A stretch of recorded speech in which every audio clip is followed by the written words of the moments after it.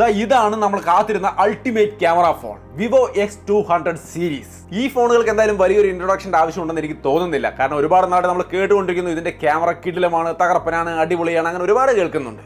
So ഇന്ന് നമുക്ക് ഈ രണ്ട് ഫോണുകൾ ഒന്ന് ഓപ്പൺ ചെയ്തിട്ട് ചെക്ക് ചെയ്ത് നോക്കാം എത്രത്തോളം നന്നായിട്ടുണ്ടെന്ന്. കണ്ടു നോക്കിയിട്ട് നിങ്ങൾ തന്നെ പറയാം എങ്ങനെയുണ്ടെന്ന്.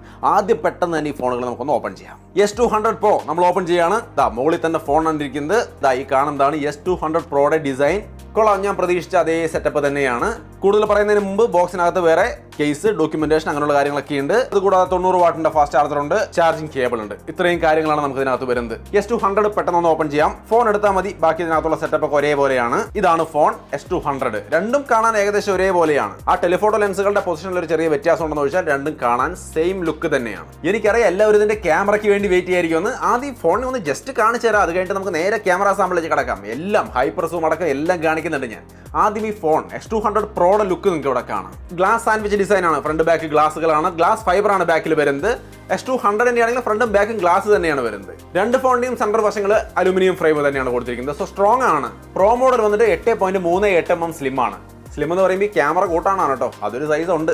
എന്നാലും സ്ലിം ആയ ഫോണെന്ന് പറയാൻ വേണമെങ്കിൽ മേശപ്പുറത്തൊക്കെ വെക്കുമ്പോഴാണ് നമുക്ക് ക്യാമറയുടെ വലുപ്പം നന്നായിട്ട് ഫീൽ ചെയ്യുക. കണ്ടോ, 200 കുറച്ചും കൂടി സ്ലിം ആണ്. 7.9 mm സ്ലിം ആണ് വരുന്നത്. ക്യാമറയും കുറച്ച് ഒതുങ്ങിയ ടൈപ്പാണ്. ഒപ്പം തന്നെ ഇത് 197 ഗ്രാം വെയിറ്റ് ഒക്കെ വരുന്നുള്ളൂ. സ്കോഡ് സെൻസേഷൻ ആൽഫ പ്രൊട്ടക്ഷൻ ആണ് ഇതിന് കൊടുത്തിരിക്കുന്നത്. ഈ രണ്ട് ഫോണുകളും ക്വാഡ് കർവ് ഡിസ്പ്ലേ ആണ് വരുന്നത്. ഫസ്റ്റ് ടൈം X സീരീസിൽ ഫസ്റ്റ് ടൈം ആയിട്ടാണ് ഇങ്ങനെ ഒരു സെറ്റപ്പ് വരുന്നതെന്നാണ് പറയുന്നത്. പ്രോ മോഡൽ വരുന്നത് 6.78 ഇഞ്ച് വരുന്ന നല്ല കിടിലൻ ഡിസ്പ്ലേ ആണ്. 2K ഡിസ്പ്ലേ ആണ്, LTPO ഡിസ്പ്ലേ ആണ്. വിഷ്വൽ ക്വാളിറ്റിക്കൊന്നും ഒരു പ്രശ്നവും വരുന്നില്ല. 4500 പീക്ക് ബ്രൈറ്റ്നസ് ഉണ്ട്. Netflix HDR, Dolby Vision, HDR10+ എല്ലാ കാര്യങ്ങളും സപ്പോർട്ട് ചെയ്യുന്നുണ്ട്. ഒപ്പം തന്നെ 100% DCI P3 സപ്പോർട്ടും വരുന്നുണ്ട്. ഡുവൽ സ്റ്റീരിയോ സ്പീക്കർ വരുന്നുണ്ട്. സാമ്പിൾ ചെസ്റ്റ് ഒന്ന് കേൾപ്പിച്ചു തരാം.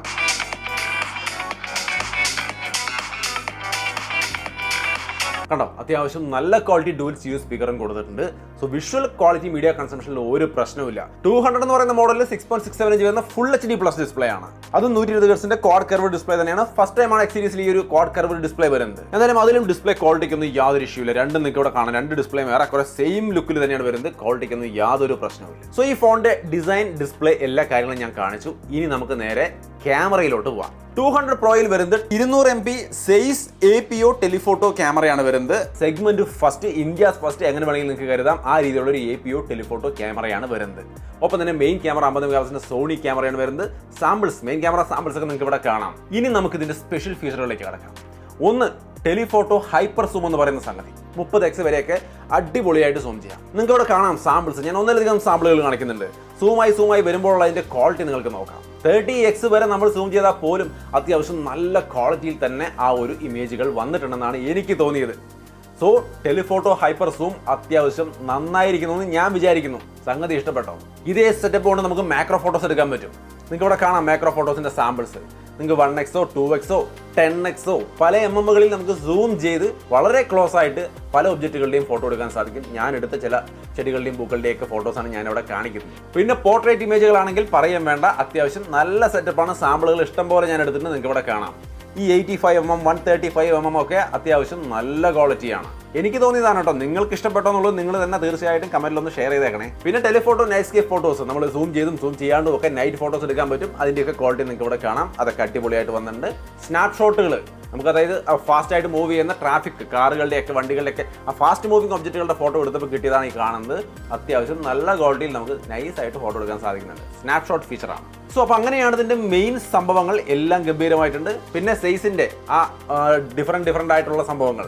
23 mm ഡിസ്റ്റാഗൺ ഇമേജ് ആണ് ഈ കാണുന്നത്. പിന്നെ 35 mm ബി സ്പീഡ് ആണ് ഈ കാണുന്നത്. പിന്നെ 50 mm ബയോട്ടാർ എന്ന് പറയുന്ന സംഭവമാണ് ഈ കാണുന്നത്. പിന്നെ 85 mm സോനാർ എന്ന് പറയുന്ന ഇമേജ് ആണ് ഈ കാണുന്നത്. ഒപ്പം തന്നെ പ്ലാനാറും ഞാൻ കാണിക്കുന്നുണ്ട്. അത് വന്നിട്ട് 135 mm ആണ്. ഇതൊക്കെ കൂടാതെ നമുക്ക് ഇതിനകത്ത് പോർട്രേറ്റ് വീഡിയോ, 4Kയിൽ പോർട്രേറ്റ് വീഡിയോ എടുക്കാം. അതാണ് ഈ കാണുന്നത്. എങ്ങനെയുണ്ട് 4K portrait video? So nice ആയിട്ടുള്ള വീഡിയോ ആയിട്ട് എനിക്ക് തോന്നുന്നു.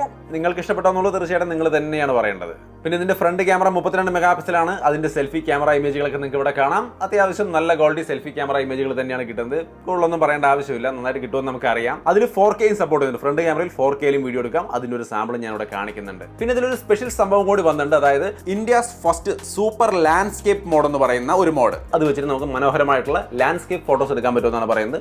ചില സാമ്പിൾ നിങ്ങൾക്ക് ഇവിടെ കാണാം. സോ മൊത്തത്തിൽ ഇങ്ങനെയാണ് X200 Pro കൊണ്ട് ഞാൻ എടുത്ത ക്യാമറ സാമ്പിൾസ്. എല്ലാം തന്നെയും നല്ല രീതിക്ക് ഇംപ്രസീവ് ആണ്. സോ ഈ ഒരു ഫോൺ ക്യാമറയ്ക്ക് തന്നെയാണ് വന്നിരിക്കുന്നത്. അതുകൊണ്ട് ഞാൻ കുറച്ച് കൂടുതൽ സമയമെടുത്ത് ക്യാമറയെ കുറിച്ച് പറഞ്ഞതാണ്. എങ്ങനെയുണ്ട് നിങ്ങളുടെ അഭിപ്രായം എന്താണെന്ന് തീർച്ചയായിട്ടും കമൻറ്റായിട്ട് ഷെയർ ചെയ്യുക. ഏറെക്കുറെ ആ ഒരു 200 മെഗാപിക്സലിൻ്റെ ടെലിഫോട്ടോ ക്യാമറ ഇല്ലെന്നേ ഉള്ളൂ, ബാക്കി എല്ലാ ക്യാമറ സെറ്റപ്പ് ഇവിടെയുണ്ട്. ഇതിലും ഏറെക്കുറെ അതേപോലെ കിട്ടും. വീണ്ടും എല്ലാ സാമ്പിളും എടുത്ത് ഞാൻ നിരത്തുന്നില്ല, കുറച്ച് സാമ്പിൾ നിങ്ങൾക്ക് ഇവിടെ സ്ക്രീനിലേക്ക് കാണാം. ഇതിൻ്റെയൊക്കെ വിശദമായ യൂസ്ഡ് റിവ്യൂ വേണമെന്നുണ്ടെങ്കിൽ തീർച്ചയായിട്ടും കമൻറ്റ് ചെയ്യാം. പറ്റുമെങ്കിൽ നമ്മൾ തീർച്ചയായിട്ടും കുറച്ച് നാൾ യൂസ് ചെയ്ത് നോക്കി എൻ്റെ യൂസ്ഡ് റിവ്യൂമായിട്ട് തീർച്ചയായിട്ടും വരും. എന്തായാലും ഞാൻ ഈ പ്രോ ഫോൺ യൂസ് ചെയ്യും, അതിൽ തർക്കമൊന്നുമില്ല. റിവ്യൂ വേണമെന്നുള്ളത് നിങ്ങളുടെ കമൻറ്റ് അനുസരിച്ച് ഞാൻ തീരുമാനിക്കുള്ളൂ. ഇനി നമുക്ക് ഈ ഫോണിൻ്റെ പെർഫോമൻസ്, ഡയമൻസിറ്റി 9400 എന്ന പ്രോസസ്സറാണ്. പ്രോസസ്സറും പെർഫോമൻസും എന്ത് തന്നെയായാലും വേണ്ട സംഗതി ഇവിടെ നൈസാണ്, വളരെ ഒപ്റ്റിമൈസ്ഡ് ആണ്, സ്മൂത്ത് ആണ്. നിങ്ങൾക്ക് ഇവിടെ കാണാം. LPDDR5X റാമും UFS 4.0 സ്റ്റോറേജുമാണ് വരുന്നത്. ഫണ്ട് ചോയ്സ് 15, ആൻഡ്രോയിഡ് 15 ബേസ്ഡ് ആണ്. പിന്നെ ഇതിന്റെ പെർഫോമൻസിൽ V3+ ചിപ്പ്, നമ്മുടെ ക്യാമറയുടെ ഭാഗത്തും V3+ ചിപ്പിന്റെ ഒരു അഡ്വാൻറ്റേജ് അതിന് കിട്ടിയിട്ടുണ്ടാവും. പെർഫോമൻസിന്റെ ഭാഗത്തും അതിന്റെ ഒരു അഡ്വാൻറ്റേജ് ഇതിന്റെ പെർഫോമൻസിന് കിട്ടുന്നുണ്ടായിരിക്കും. എന്തായാലും പെർഫോമൻസിൽ വേറെ ലാഗും കാര്യങ്ങളൊന്നുമില്ല, വളരെ സ്മൂത്ത് ആണ് കേട്ടോ. X200ലും പ്രത്യേകിച്ച് വേറെ ഒന്നും പറയാനില്ല, രണ്ടിലും ഒരേ സെറ്റപ്പ് തന്നെയാണ്. സോ പെർഫോമൻസ് ഈ രണ്ട് ഫോണുകളിലും വേറെ യാതൊരു ഇഷ്യൂ ഇല്ല. അത്യാവശ്യം BGMA ഒക്കെ നിങ്ങൾക്ക് ഇതായി കാണുന്ന പോലെ നൈസായിട്ട് കളിക്കാൻ പറ്റുന്നുണ്ട്. സോ പെർഫോമൻസ് അളവിൽ ഈ രണ്ട് ഫോണുകളും വളരെ നന്നായിട്ട് തന്നെ പെർഫോം ചെയ്യുന്നുണ്ട്. പിന്നെ ഈ പ്രോ മോഡൽ 6000 mAh ബാറ്ററിയാണ് വരുന്നത്. 90 വാട്ടിന്റെ വയേർഡ് ചാർജിംഗ് ആണ്, 30 വാട്ടിന്റെ വയർലെസ് ചാർജിംഗ് സപ്പോർട്ട് ചെയ്യുന്നുണ്ട്. അതേസമയം 200ലാണെങ്കിൽ 5800 mAh ബാറ്ററിയും 90 വാട്ടിന്റെ തന്നെ വയേർഡ് ചാർജിംഗ് സപ്പോർട്ട് ചെയ്യുന്നുണ്ട്. ഇതിൽ വയർലെസ് ചാർജിംഗ് വരുന്നില്ല. സോ ഇത് ഈ രണ്ട് ഫോണുകൾ തമ്മിലുള്ള ഡിഫറൻസുകളിൽ ഒരെണ്ണമാണ് കേട്ടോ. ക്യാമറയുടെ ഭാഗത്ത് 200 മെഗാപിക്സൽ ഇല്ല എന്ന് പറഞ്ഞ പോലെ ബാറ്ററിയിലും വയർലെസ് ചാർജിംഗ് ഇല്ല എന്നുള്ള കാര്യങ്ങളിലൊക്കെ ചെറിയ ചെറിയ വ്യത്യാസങ്ങളുണ്ട്. അതാണ് ഈ ഫോണുകൾ തമ്മിലുള്ള വ്യത്യാസം. ഇനി ബാക്കിയുള്ള ഫീച്ചറുകൾ നോക്കിക്കഴിഞ്ഞാൽ ഇഷ്ടംപോലെ 5G ബാൻഡുകളും കാര്യങ്ങളും ഉണ്ട്. അതേപോലെ Wi-Fi 6 വരുന്നുണ്ട്, ബ്ലൂടൂത്ത് 5.4 വരുന്നുണ്ട്, NFC വരുന്നുണ്ട്. 2 നാനോ സിമ്മാണ് സപ്പോർട്ട് ചെയ്യുന്നത്. മെമ്മറി കാർഡ് ഇടാൻ പറ്റില്ല, ഹൈബ്രിഡ് അല്ല, നാനോ സിമ്മാണ് സപ്പോർട്ട് ചെയ്യുന്നത്. അതേപോലെ നമുക്ക് ഇതിനകത്ത് AI ഫീച്ചറുകൾ, ഇഷ്ടംപോലെ AI ഫീച്ചറുകൾ, AI ഇറേസർ, നമുക്ക് അൺവാണ്ടഡ് ആയ ഒബ്ജക്റ്റുകൾ ഇറേസ് ചെയ്ത് കളയാം. AI ഫോട്ടോ എൻഹാൻസർ, ഫോട്ടോസിന്റെ ക്വാളിറ്റിക്ക് ഇത് കൂട്ടാൻ വേണ്ടി AI ഫോട്ടോ എൻഹാൻസർ ഉപയോഗിക്കാം. പിന്നെ സർക്കിൾ ടു സെർച്ച്, അതിപ്പോൾ എല്ലാ ഫോണുകളിലും വരുന്നുണ്ട്, ഇതിലുമുണ്ട്, ഈസി ആയിട്ട് യൂസ് ചെയ്യാം. പിന്നെ AI നോട്ട് അസിസ്റ്റ്, നോട്ടിനെ സമ്മറൈസ് ചെയ്യാനും ട്രാൻസ്ലേറ്റ് ചെയ്യാനൊക്കെ AI നോട്ട് അസിസ്റ്റ് ഉപയോഗിക്കാം. പിന്നെ AI ട്രാൻസ്ക്രിപ്റ്റ് അസിസ്റ്റ്, നമുക്ക് ഓഡിയോ റെക്കോർഡിംഗ് ഉണ്ടെങ്കിൽ അതിനെ ട്രാൻസ്ക്രിപ്റ്റ് ചെയ്യാൻ വേണ്ടിയിട്ട് ഈ സംഭവം ഉപയോഗിക്കാൻ സാധിക്കും. പിന്നെ AI സ്ക്രീൻ ട്രാൻസ്ലേഷൻ എന്ന് പറയുന്നത് സ്ക്രീനിൽ എന്തെങ്കിലുമൊക്കെ ഉണ്ടെങ്കിൽ അതിനെ ട്രാൻസ്ലേറ്റ് ചെയ്യാൻ വേണ്ടിയിട്ട് ഉപയോഗിക്കാം. സോ ഈ പറഞ്ഞ ബേസിക് ആയിട്ട് എല്ലാ ഫോണുകളിലും ഇപ്പോൾ കാണേണ്ടുന്ന ഒരു AI ഫീച്ചറുകളെല്ലാം തന്നെ ഈ രണ്ട് ഫോണിലും വരുന്നുണ്ട്. സോ AI ഫീച്ചറുകൾ കൊണ്ടും സമൃദ്ധമാണ് ഈ ഫോൺ. സോ ഈ രണ്ട് ഫോണുകളും അത്യാവശ്യം നല്ല സെറ്റപ്പിലാണ്. പ്രത്യേകിച്ചും ക്യാമറ സെൻട്രിക് ആയിട്ട് ഫോണുകൾ നോക്കുന്ന ആൾക്കാരുണ്ടെങ്കിൽ, അതായത് നിങ്ങൾ DSLR തോൽക്കുന്ന തരത്തിലുള്ള ഒരു ക്യാമറ ഫോൺ നോക്കുന്നുവെങ്കിൽ ഏറെക്കുറെ അതിന് കട്ടയ്ക്ക് പിടിക്കാവുന്ന ആ ഒരു കമന്റിന് ചേരും തരത്തിലുള്ള മാർക്കറ്റിൽ ഇപ്പോഴുള്ള ഫോണിൽ വൺ ഓഫ് ദി ബെസ്റ്റ് എന്ന് പറയാവുന്നത് ഇതാണെന്ന് എനിക്ക് തോന്നുന്നതാണ് ഞാൻ പറഞ്ഞത്. നിങ്ങൾക്ക് എന്താ തോന്നിയത് നിങ്ങൾ കമന്റ് ചെയ്യാം കേട്ടോ. സോ സംഗതി ഇത് കൊള്ളാം. ഒപ്പം തന്നെ നൈസ് ആയിട്ടുള്ള പെർഫോമൻസ് ഉണ്ട്, നല്ല ബാറ്ററി ലൈഫ് ഉണ്ട്, നല്ല ചാർജിങ് കൊടുത്തിട്ടുണ്ട്, നല്ല ഡിസ്പ്ലേ കൊടുത്തിട്ടുണ്ട്, എല്ലാ കാര്യങ്ങളും നന്നായിട്ട് കൊടുത്തിട്ടുണ്ട്.